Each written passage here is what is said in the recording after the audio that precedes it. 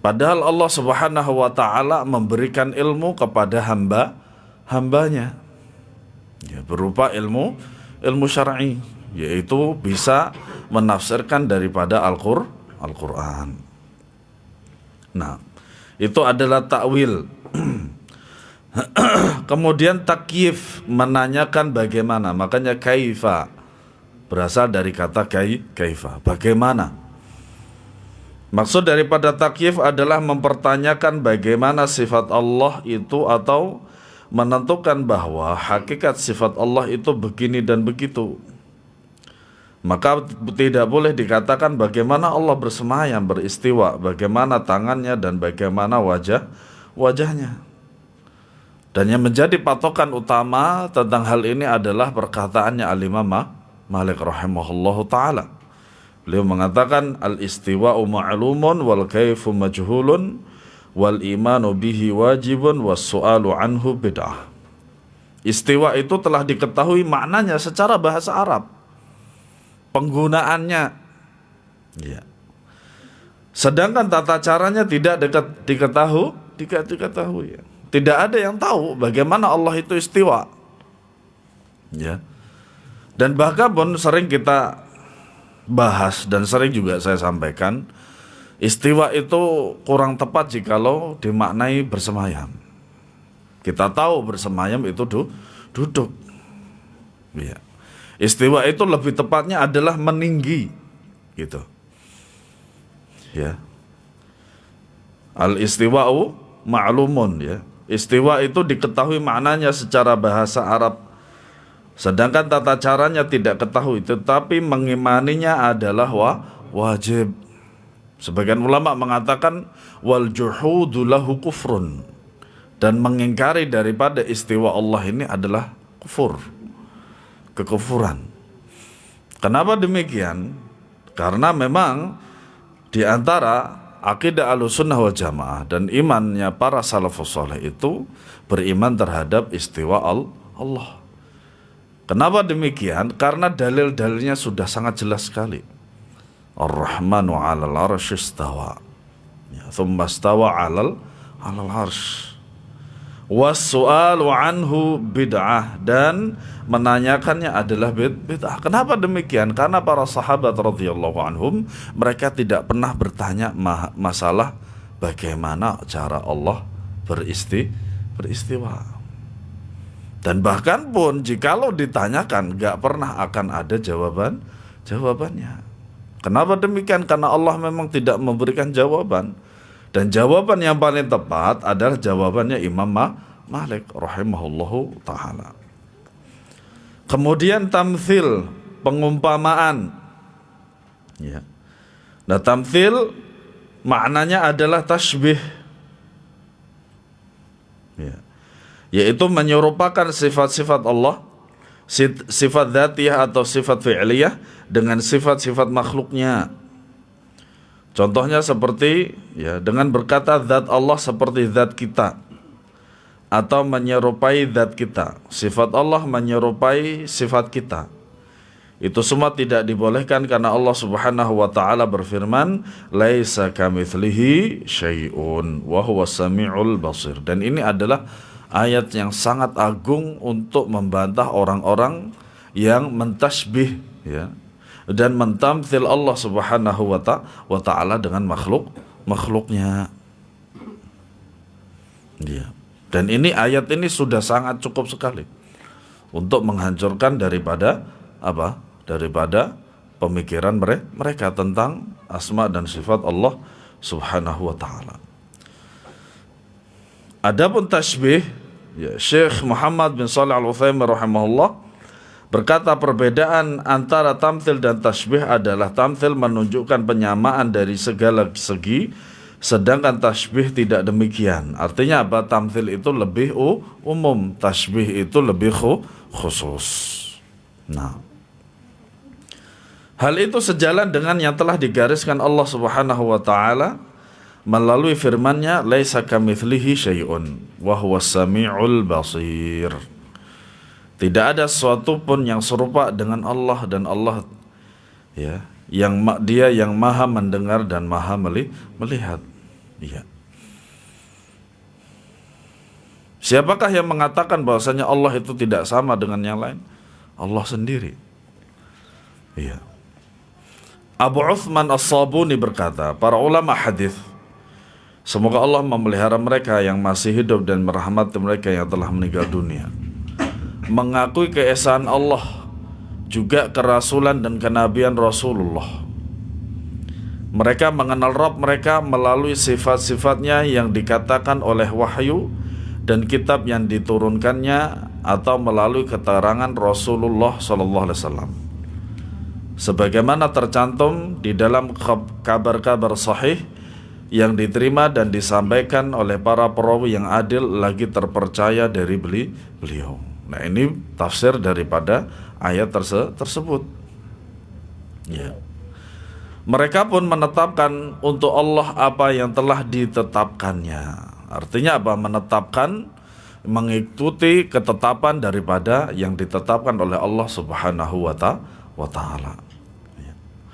Di mana untuk Allah Subhanahu wa Ta'ala di dalam kitabnya, yaitu Al-Quran, dan melalui lisan Rasulnya sallallahu alaihi wasallam dalam sebuah hadis yang sahih. Sebaliknya mereka tidak pernah mempercayai tasbih, yakni tindakan menyerupakan sifat-sifatnya dengan sifat-sifat makhluknya. Makanya ayat ini sudah sangat cukup sekali untuk membantah orang-orang yang menyerupakan, ya, dan mempermisalkan Allah Subhanahu wa Ta'ala dengan makhluknya. Mereka mengatakan bahwa sesungguhnya Allah menciptakan Adam dengan dua tangannya, seperti yang diterangkan melalui firman-Nya. Qala ya iblisu ma mana'aka an tasjuda lima khalaqtu biyadayya astakbarta am kunta minal alamin. Allah berfirman, wahai iblis, apakah yang menghalangi kamu sujud kepada yang telah aku ciptakan dengan kekuasaanku? Apakah kamu menyombongkan diri atau kamu merasa termasuk golongan yang lebih tinggi? Surat Shad ayat 73. Nah, di sini ya, 75. Nah, di sini yang dipermasalahkan oleh mereka itu adalah pada lafaz atau ayat biyadayya. Itu. Kenapa? Karena mereka itu memahami dan memaknai biyadayya itu adalah dengan kedua tangan. Ya. Mereka juga tidak memalingkan perkataan dari tempat-tempatnya atau tahrif dengan menafsirkan dua tangan dengan dua nikmat atau dua kekuatan, seperti yang dilakukan oleh Mu'tazilah Jahmiyah. Ya.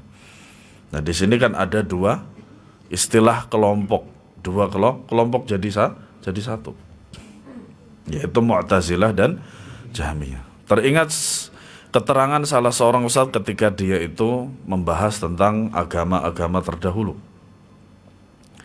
Nah, ternyata yang sampai kepada Indonesia itu, agama apapun itu di Indonesia berubah. Enggak agama Islam, enggak agama Kristen, enggak agama Hindu dan Buddha. Kalau kita lihat di luar Indonesia itu, Hindu sendiri, Buddha sendiri. Di Indonesia jadi satu, Hindu, Buddha. Tuh. Nah, kemudian ada hal yang menarik yang saya lihat dari sebuah podcast seorang artis terkenal, dan dia bodybuilder, ya, yang biasa binaraga istilahnya gitu. Nah, dia itu mewawancarai salah seorang komika, dan dia bukan seorang muslim, dan di podcastnya itu bercerita tentang salah satu rumah ibadah, ya, suatu agama di Indonesia itu dengan tambahan syaitan itu. Nah, setelah dia bercerita panjang lebar itu, barulah saya itu betul-betul memahami lebih tentang sabda Nabi SAW bahwasanya Islam itu akan terbelah menjadi 73. Kristen itu akan menjadi 72. Yahudi itu menjadi 71. Dan itu subhanallah menjadi, ya, menjadi bukti bahwasanya Rasulullah SAW telah berkata yang benar. Nah, disinilah kadang para jamaah rahimakumullah, kita itu dicoba diuji keimanan kita. Kita apakah sudah beriman terhadap sabda Nabi SAW secara keseluruhan, atau istilah kita dalam bentuk persentase itu 100% atau tidak? Ya. Bahwasanya Nabi SAW di dalam hadithul iftiraq mengatakan demikian, akan terbagi menjadi 71, 72, 73. Apakah kita sudah yakin seyakin-yakinnya dengan hadis ini, sehingga ya adanya pembuktian itu tidak menambah kita sebenarnya? Karena apa? Kita sudah sudah yakin betul terhadap sabda Nabi SAW. Contoh lagi, kalau kita kenal dengan hadithul dzubab, hadits lalat, kita nggak perlu membuktikan gitu. Bahkan ada dua pembuktian, ternyata memang betul di dalam lalat itu, di salah satu daripada sayapnya itu ada racun, dan salah satunya itu ada penawar. Nggak perlu kita butuh bukti. Kita sudah meyakini 100% daripada sabda Nabi SAW. Tapi ada juga sebagian kaum muslimin yang belum begitu yakin dan iman tentang hadis ini, barulah keimanannya bertambah dan yakin dan percaya terhadap Nabi SAW setelah adanya pembuktian. Nah, itu tidak masalah juga sebenarnya, karena tergantung daripada keimanan seseorang. Tuh. Makanya di sini ada dua kelompok yang menjadi satu antara Mu'tazilah dan Jahmiyah. Akhirnya akidahnya bersatu. Ya.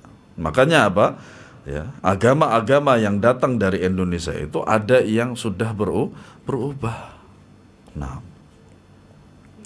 semoga Allah membinasakan mereka. Kemudian mereka tidak pula menanyakan bagaimananya atau menyerupakan kedua tangannya dengan tangan-tangan makhluknya, seperti yang dilakukan oleh golongan musyabbihah yang menyerupakan sifat-sifat Allah dengan sifat makhluknya. Semoga Allah menghinakan mereka. Kenapa demikian? Karena tidak mungkin sifat-sifat Allah itu akan bisa disamakan dengan sifat makhluknya. Tidak akan pernah bisa. Ya. Makanya lafadz dalam sebuah ayat laisa kamitslihi syai'un itu sudah sangat mencukupi dan sangat sederhana sekali daripada akidah yang seperti ini. Tetapi ternyata membuat berat oleh sebagian manusia bahwasanya Allah itu tidak bisa ditahrif, takyif, tamtsil dan tasbih, ya, daripada nama-nama dan sifat-sifatnya. Allah telah memberikan perlindungan kepada ahlu sunnah dari tahrif, penyelewengan dan takyif. Menanyakan bagaimana? Afwan, Pak, bisa dimatikan nggak? Saya dari situ aja udah. Ini aja.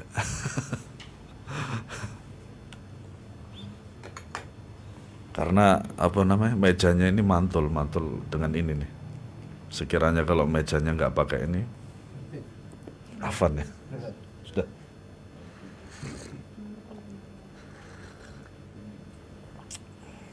Nah, betul tuh kamu dari sana. Jazakallah khair.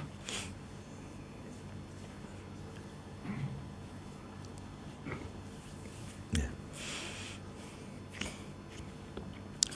Serta menganugerahkan kepada mereka pemahaman hingga mereka konsisten dalam menempuh jalan tauhid dan tanzih, penyucian Allah dari persamaan dengan hamba-hambanya.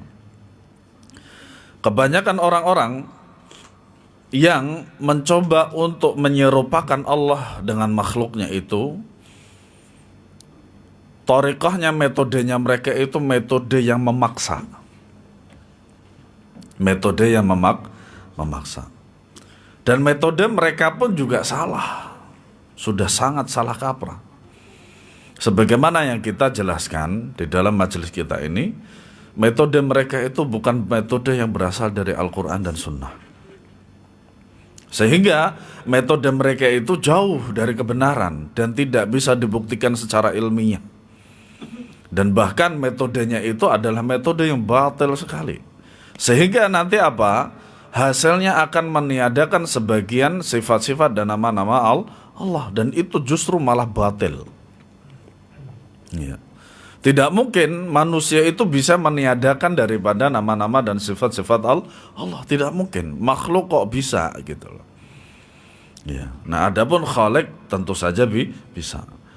Mereka meninggalkan pendapat yang menggunakan ta'wil serta tasbih. Dan hanya mengikuti firman Allah Subhanahu wa taala, "Laisa kamitslihi syai'un wa huwas samiul basir." Makanya Ahlus Sunnah wal Jamaah mencukupkan diri dengan ayat ini. Iya, mencukupkan diri dengan ayat ini. Ya. Mereka juga mengatakan seluruh sifat yang telah disebutkan oleh Al-Quran dan telah diberitakan oleh kabar-kabar yang sahih tanpa menyerupakan sedikit pun dengan sifat-sifat makhluknya. Mereka hanya mencukupkannya pada keterangan-keterangan yang telah disampaikan oleh Allah Ta'ala dan Rasulnya SAW tanpa penambahan, penggabungan, takyif, tashbih, tahrif, dan tabdil, yaitu penggantian dan penghilangan lafadz kabar pengertian yang lazim dikenal oleh bangsa Arab dan tidak pula meletakkan di atasnya takwil yang diingkari, tetapi tetap memperlakukannya sesuai dengan zahirnya. Makanya di footnote yang sebelumnya itu Al-Imam Asy-Syafi'i rahimahullah ta'ala mengatakan al-istiwa'u ma'lum. Ya. Istiwa itu diketahui secara bahasa Arab. Para jamaah rahimakumullah, yang disebutkan di dalam buku ini, ya, orang-orang yang menyimpang dalam nama-nama dan sifat-sifat Allah itu, apakah mereka itu bukan ahli bahasa? Mereka orang Arab dan tentu saja mengerti yang namanya al-istiwa. Ya. Tapi ternyata mereka itu tidak mengikuti jalannya para ulama salafus saleh dalam menentukan makna daripada nama-nama dan sifat-sifat Allah. Makanya di sini disampaikan, ya, pengertian yang lazim dikenal bangsa Arab. Makanya al-istiwa ma'lum itu dari segi bahasa Arab. Istiwa itu ma'lum, ala wa rafa' dari segi bahasa maknanya. Nanti sekiranya istawa itu kemudian ditahrif, kemudian diselewengkan menjadi istaula, itu nanti akan bertentangan dengan makna yang lain dari bahasa Arab gitu loh. Sehingga apa? Dari segi bahasa Arab aja mereka itu salah dalam mengambil sebuah metode yang itu akan berbenturan dan kontradiksi dengan bahasa yang lain, makna yang lain, kosakata yang lain. Bagaimana dengan segi pengertiannya serta pengamalannya? Ya, makanya disitulah para ulama ahlu sunnah wal jamaah itu mereka itu sangat selamat sekali dari metode-metode tersebut. Ya. Dan mereka tidak pula meletakkan, ya, di atasnya takwil yang diingkari, tetapi tetap memperlakukannya sesuai dengan zahirnya. Syekhul Islam Ibnu Taimiyah rahimahullah berkata, mazhab salaf, ya, menyifatkan Allah dengan apa-apa yang telah disifatkannya untuk dirinya dan dengan apa-apa yang disifatkan oleh Rasulnya sallallahu alaihi wasallam untuknya tanpa tahrif, penyelewengan, ya, dan ta'til, penghapusan, takyif, menanyakan bagaimana, dan tamthil. Nah, maksud daripada tahrif adalah menyelewengkan suatu nas dari Al-Quran atau hadis dengan mengubah lafadznya. Itu tadi istawa, maknanya istaula, ya. Atau membolehkan maknanya dari makna yang sebenarnya. Nah, adapun ta'til adalah mengingkari seluruh atau sebagian sifat-sifat Allah dan tidak mengakui makna sebenarnya yang dikandung oleh suatu nas dari Al-Quran dan Al-Hadits. Makanya apa? Di antara kelompok itu namanya Mu'attilah. Ya. Mu'attilah, yaitu orang-orang yang mengingkari seluruh atau sebagian sifat-sifat Allah Subhanahu wa taala. Nah, ini bentuk tidak beradab kepada Allah Subhanahu wa taala. Bagaimana mungkin Allah menjelaskan kepada makhluknya tentang nama-nama dan sifat-sifatnya, tapi kok makhluk itu justru malah apa? Meniadakannya.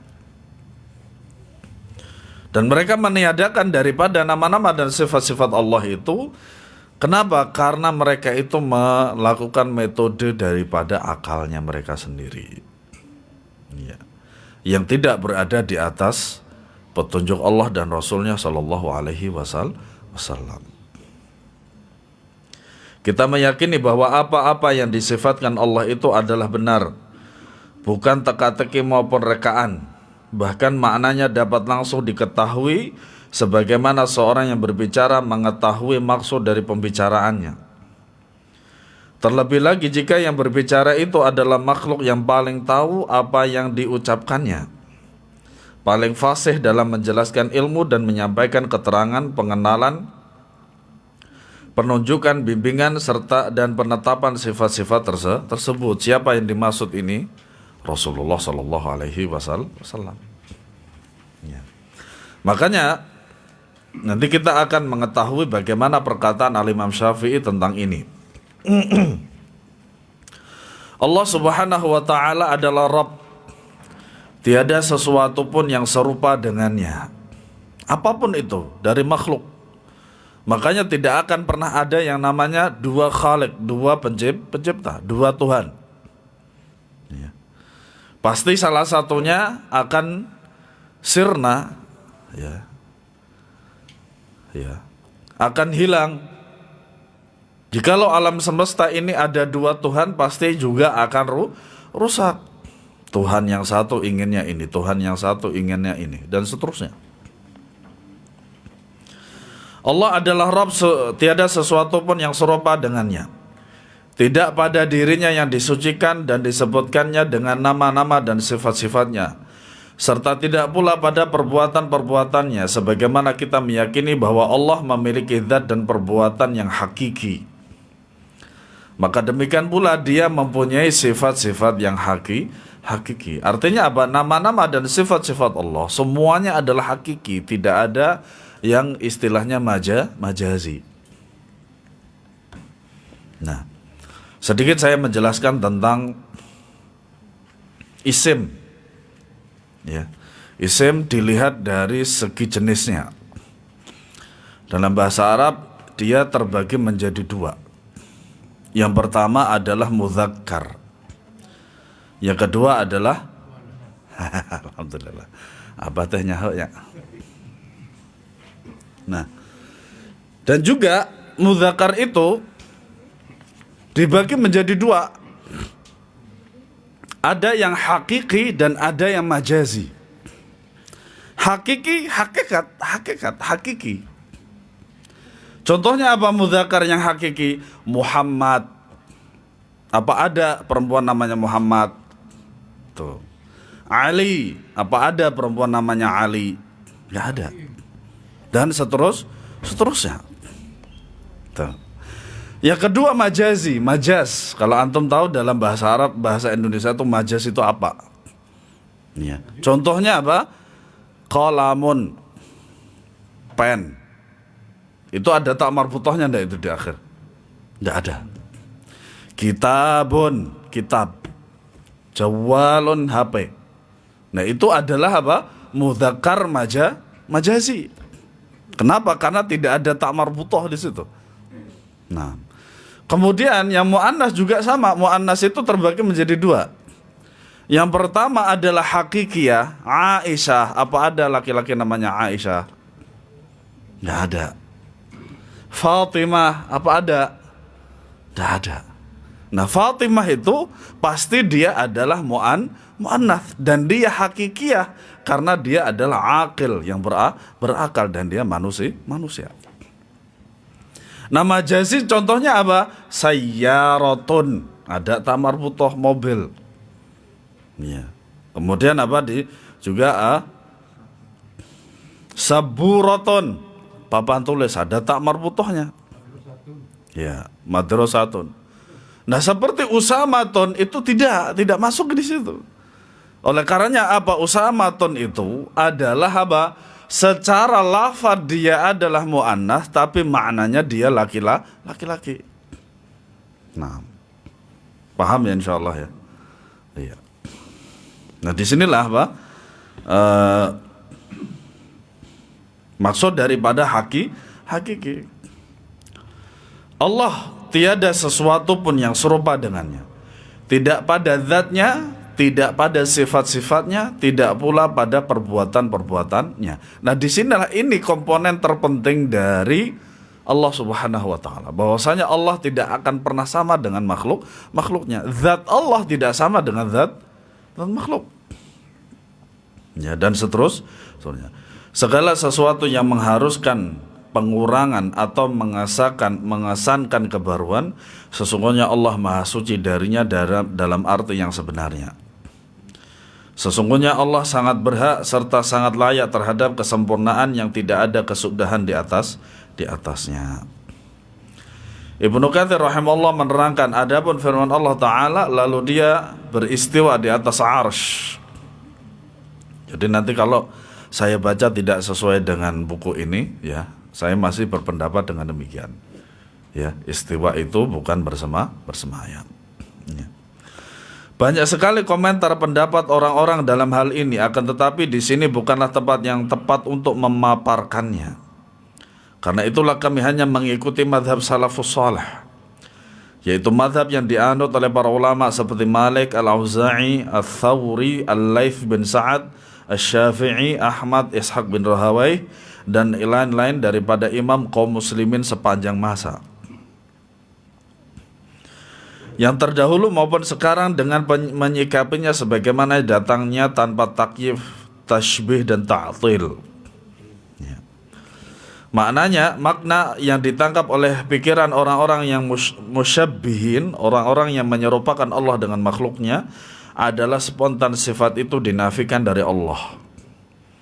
Sesungguhnya Allah terbebas dan terhindar dari apa yang dipahami oleh akal mereka.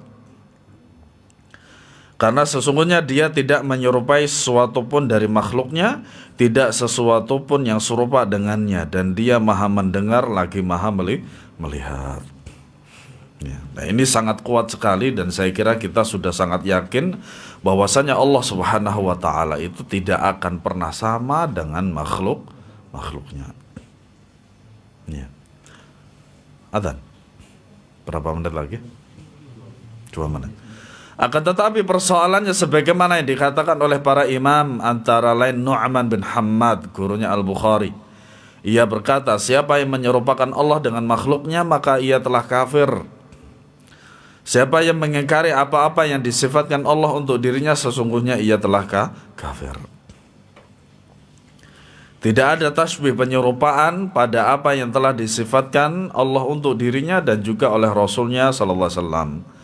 Maka barang siapa yang menetapkan bagi Allah Ta'ala apa-apa yang telah diterangkan melalui ayat-ayatnya yang jelas dan kabar-kabar nabinya yang sahih sesuai dengan kemuliaan Allah. Nah ini, makanya para ulama Ahlus Sunnah wal Jamaah ketika mereka membahas tentang nama-nama dan sifat-sifat Allah, mereka selalu mengatakan yaliqu bijalalihi wa 'azamatih, sesuai dengan kemuliaan dan keagungan Allah, dan menafikan darinya segala kekurangan, maka sesungguhnya ia telah mendapat jalan petunjuk, menempuh jalan petunjuk, yaitu petunjuk dari Allah Subhanahu wa taala dan Nabi sallallahu alaihi wasallam. Ya. Ini adalah ringkasan mazhab salaf dalam bab ini. Karena memang kata Ibnu Katsir rahimahullahu taala, memang ini pembahasannya sangat luas sekali. Ya.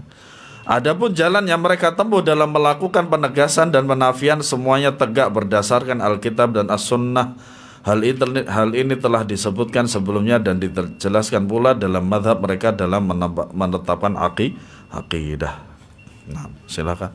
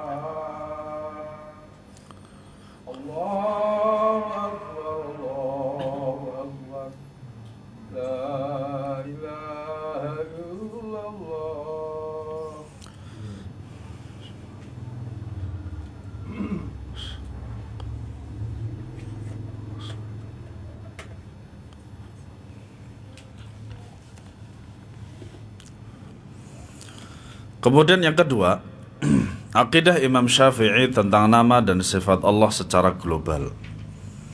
Karena memang kalau kita telaah ya, perkataan-perkataan Imam Syafi'i secara terperinci ya belum kita temukan tentang demikian.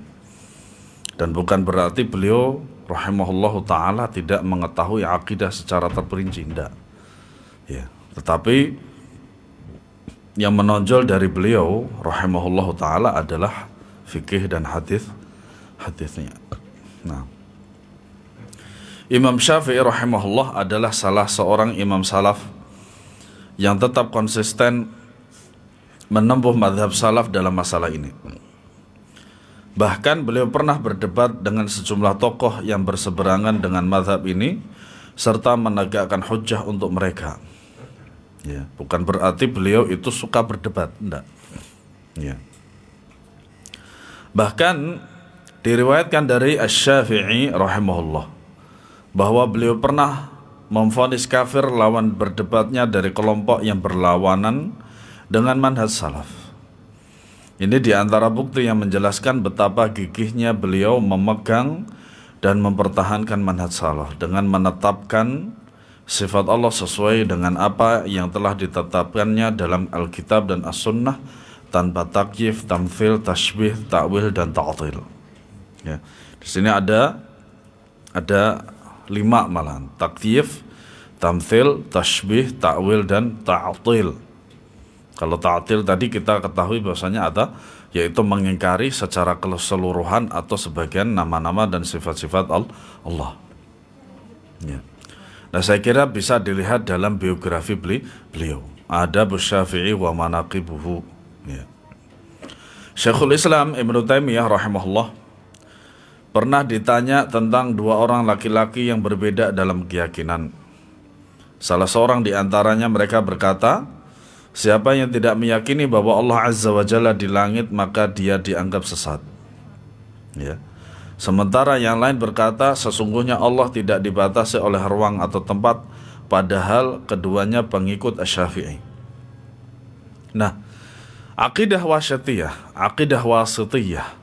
itu yang ditulis oleh beliau rahimahullah ta'ala, itu pada dasarnya adalah sebuah pertanyaan yang ditanyakan kepada Syekhul Islam Ibnu Taimiyah rahimahullah ta'ala, dan orang tersebut mazhabnya adalah Syafi'i.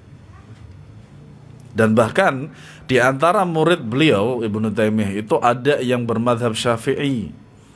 Siapa di antaranya? Al-Imam Ibnu Katsir, Al-Imam Az-Zahabi, itu yang bermadhab Syafi'i. Adapun yang bermadhab Hanafi, yaitu Syekhul Islam, kemudian Ibnul Qayyim rahimahumullahu ta'ala. Mereka berdua bermadhab Hanbali. Yang ini menandakan bahwasanya dalam dunia ilmiah boleh juga seorang murid tidak sama dengan gurunya. Ya. Maka jelaslah bagi kami mana yang harus kami ikuti dari akidah Imam Syafi'i dan mana yang betul di antara keduanya. Maka Syekhul Islam rahimahullah pun menjawab, alhamdulillah, keyakinan Imam Syafi'i dan keyakinan para salaf adalah sama. Makanya bisa jadi akidah kita, mazhab kita juga sama dengan mazhabnya Al-Imam Syafi'i. Nah, seperti Malik, ya, Ats-Tsauri, Al-Auza'i, Ibnu Mubarak, Abdullah bin Mubarak, Ahmad bin Hanbal, Ishaq bin Rahawai, yaitu keyakinan yang dipegang oleh para masyayikh, para guru yang patut diikuti jejaknya seperti Fudail bin Iyad, Abu Sulaiman Ad-Darani, Sahal bin Abdullah At-Tusturi dan yang lainnya. Sebab tidak pernah terjadi di kalangan imam-imam semisal mereka pertikaian atau perdebatan pendapat dalam masalah pokok-pokok agama. Kenapa demikian? Karena mereka sudah yakin. Mereka sudah tahu ilmunya dan mereka tidak ragu-ragu. Demikian pula Abu Hanifah rahimahullah, keyakinan yang tetap darinya di dalam tauhid, takdir dan lain-lainnya pun sejalan dengan keyakinan mereka, yakni keyakinan yang dipegang oleh generasi sahabat, tabi'in serta para generasi yang mengikutinya dengan benar, yaitu keyakinan yang disebutkan oleh Alkitab dan As-Sunnah. Wallahu a'lam bissawab. Semoga bermanfaat.